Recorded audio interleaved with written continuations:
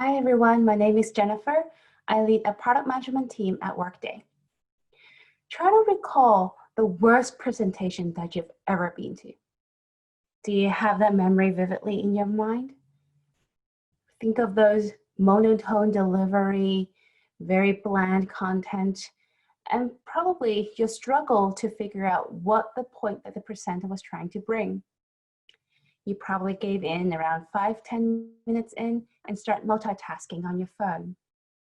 It wasn't towards the end where you heard, hey, it's summary time, that your ears perked up, try to catch the last few pieces of the presentation before you walk out of the room and move on. That sounds familiar to you, doesn't it? I'm sure none of you want to be that presenter in that presentation. So my goal here today is to help you, give you a 101 on how to communicate effectively so that first, you won't be that presenter in that presentation, but also you can more effectively to communicate your point of view to your people.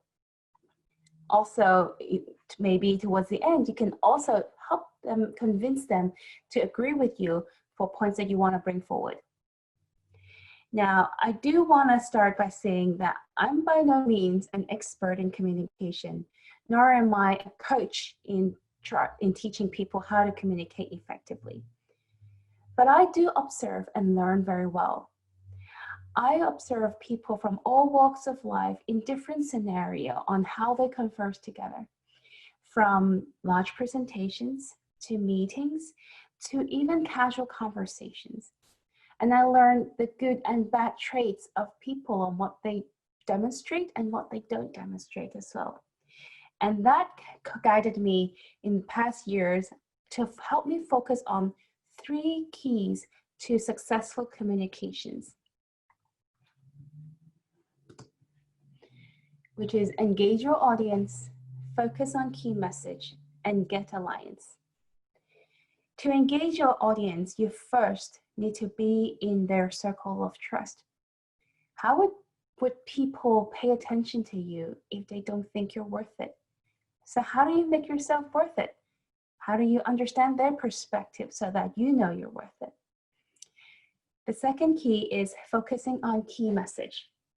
There was a research in 2005 where a human attention span is only 8 seconds. A goldfish attention span is 9 seconds.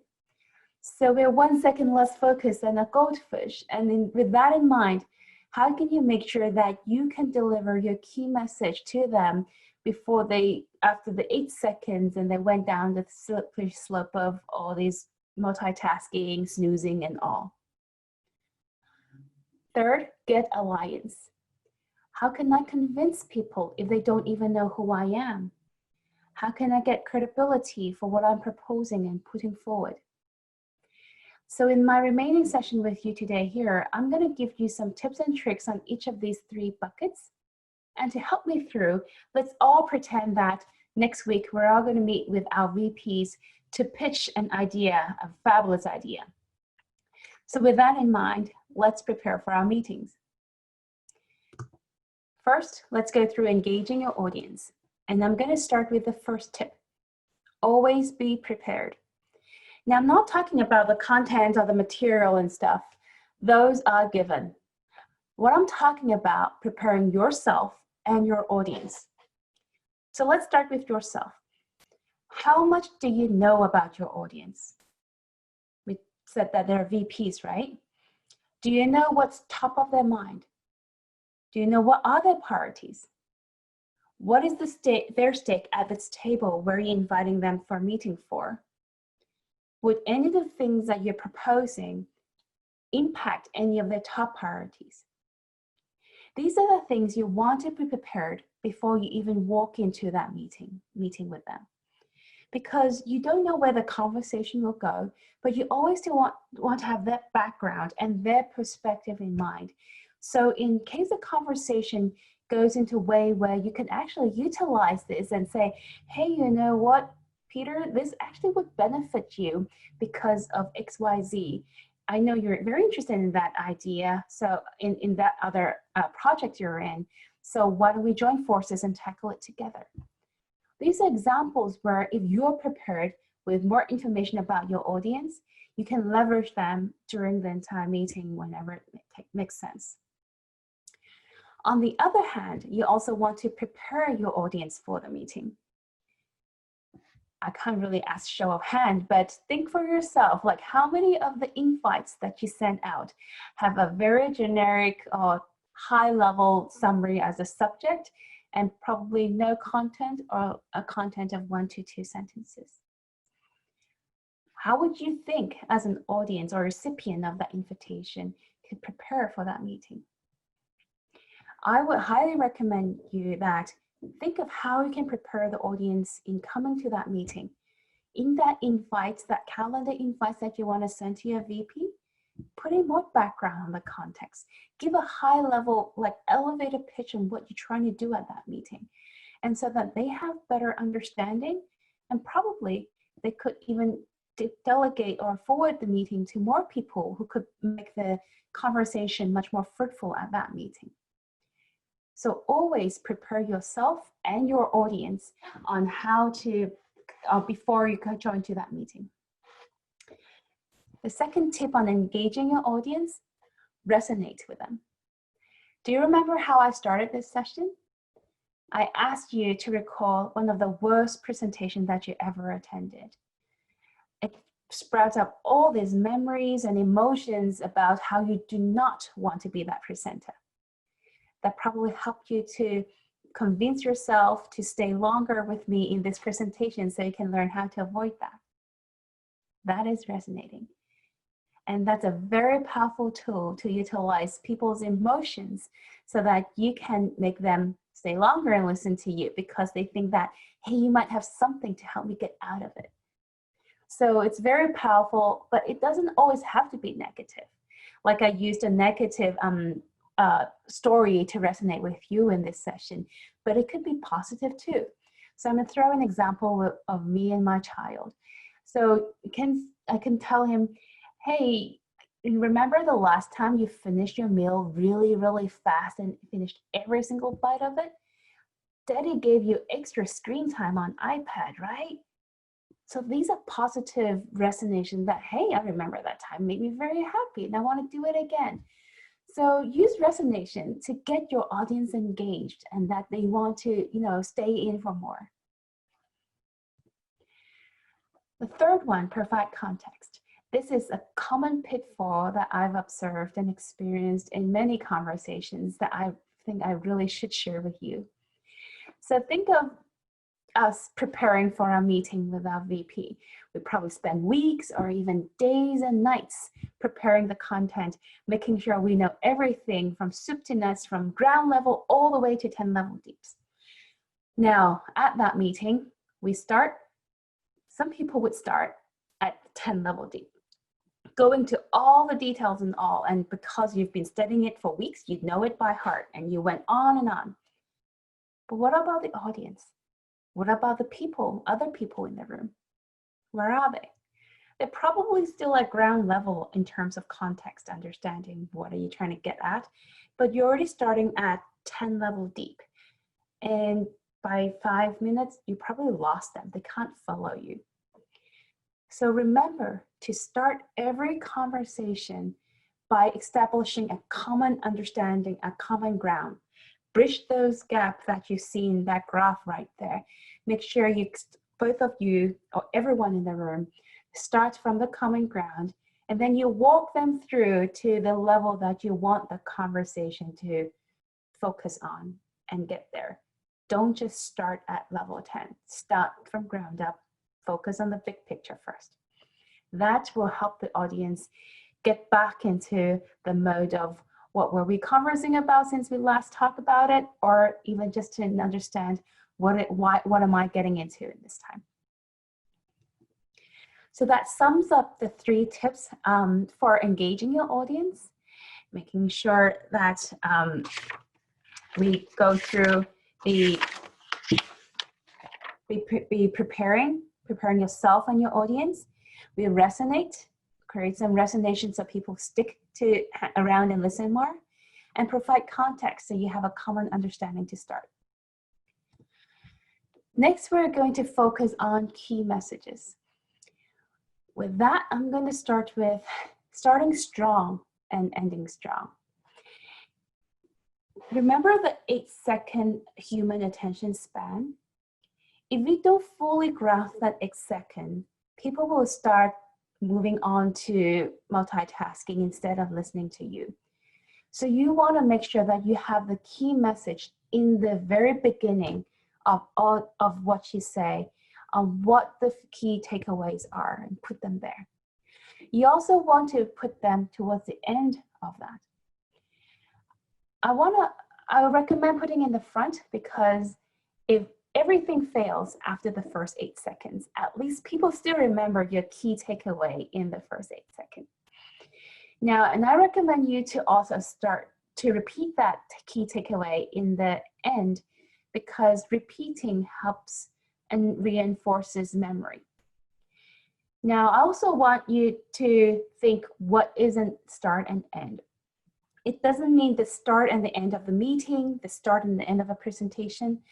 Think of within the presentation, there are subtopics. Each subtopics also have a start and an end. You could use those opportunities to reinforce messages.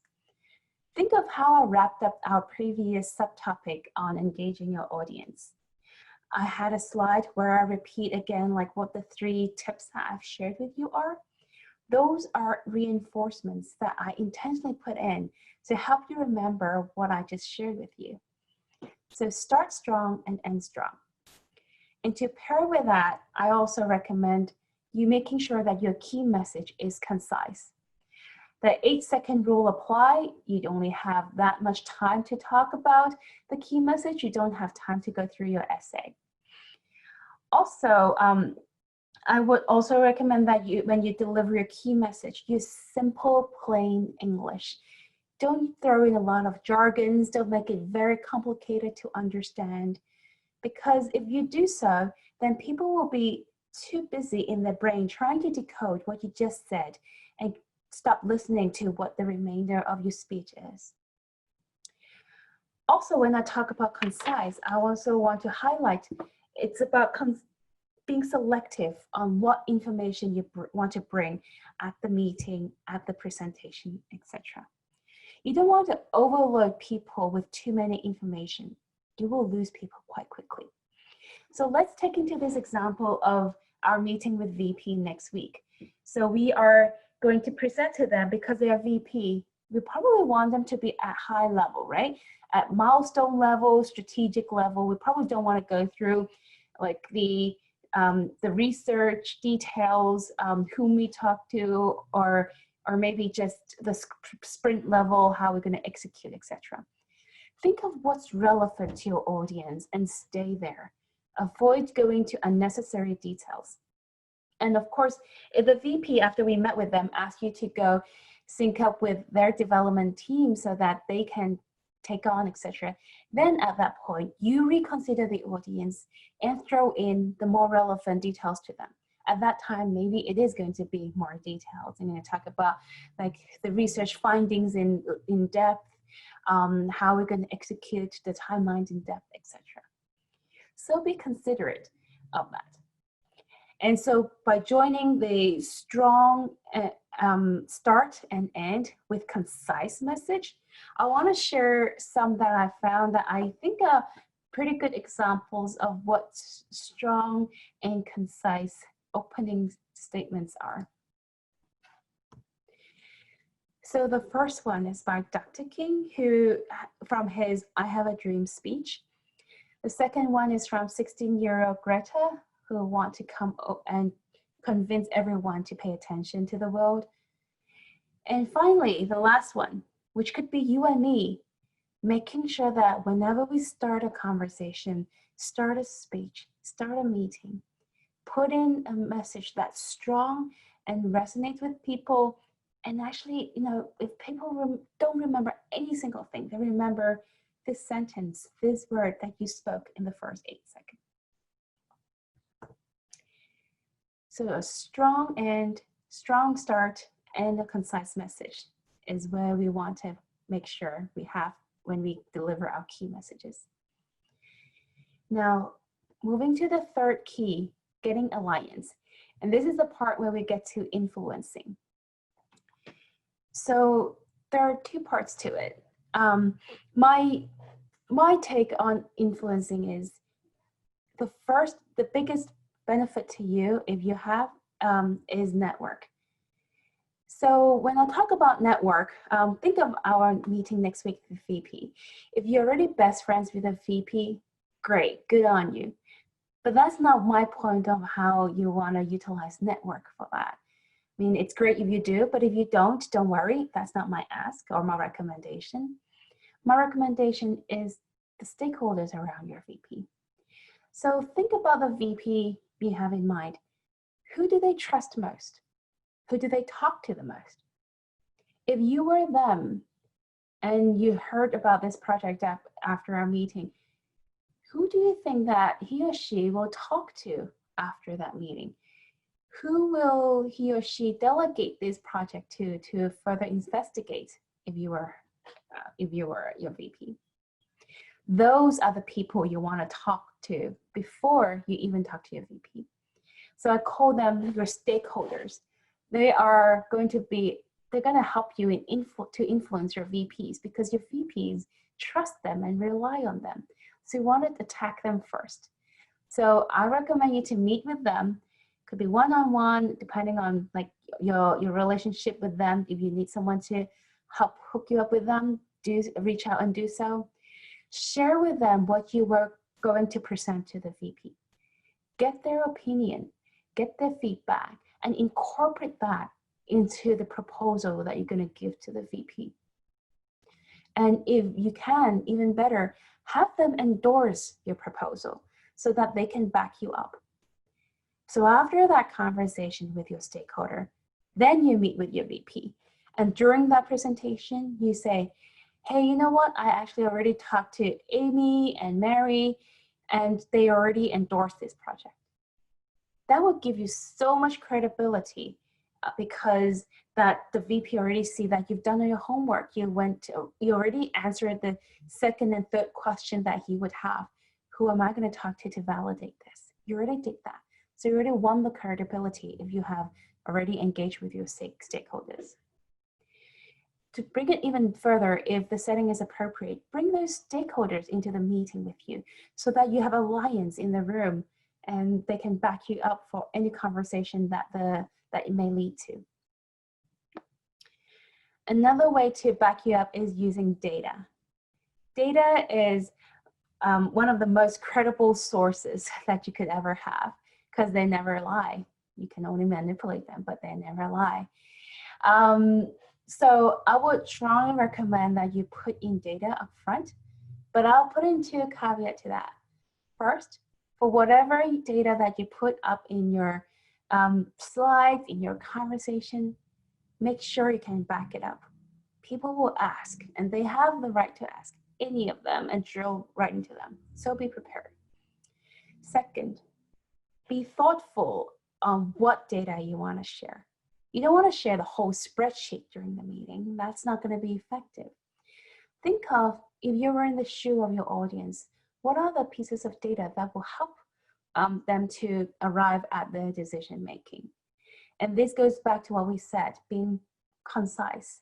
Don't want to throw everything at them. Think that those are relevant. Think of the data that they will ask and have them ready. So that was on getting alliance, making sure you engage the stakeholders and making sure you have data ready. So that sums up the 3 keys to successful communications that I have to share. I learned through observations and kind of self-teaching myself and practicing over time. And since that I've now shared that with you, I do have 2 call to action for you to take this forward. First, utilize all the opportunities around you to practice. What I shared with you isn't restricted to presentations and large meetings with VP. it's applicable to any communication channels, from emails to instant messages to even small meetings like one-on-one with your manager. Let me share with you as senior manager at Workday, like experiences where I would wish that people actually do considerate how you craft some things in these emails and one-on-ones. So I only probably have 10 seconds to glean through an email to decide whether this is important for me to reply or can it wait. Now, if you do not structure your email well, or you haven't gone through all the tips and tricks I just shared, I probably won't be able to get that in 10 seconds. And that would hurt my productivity. So think of how you write your email that could make sure you're engaging people with the right information, that they can make sure they can get the key message upfront in that 8-second span. Similarly, in one-on-one conversations or even like small group conversations, if the discussions goes into circles and circles and circles, think of what you could have done using the tips and tricks I just shared before to avoid that from happening. So I hope you can utilize the opportunities around you as one of your next action. And another action that I have for you is join me to observe and learn. Don't think that you need to, observe a politician or a famous public speaker to observe. You can observe anything around you, anyone around you. When I first started observing, I was observing my colleagues when I first became a product manager. Because first there's a lot of great people I worked with, but also you can learn it's easy to put yourself into their shoe, like imagine yourself in their position in 2 years from now, for example, and think how could you learn to deal with those kind of situations, how you could converse more effectively if you were in their shoe. So you can learn from that.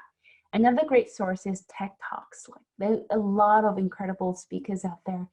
You might not be interested in a topic, but just learn how they engage the audience and all the things I've said.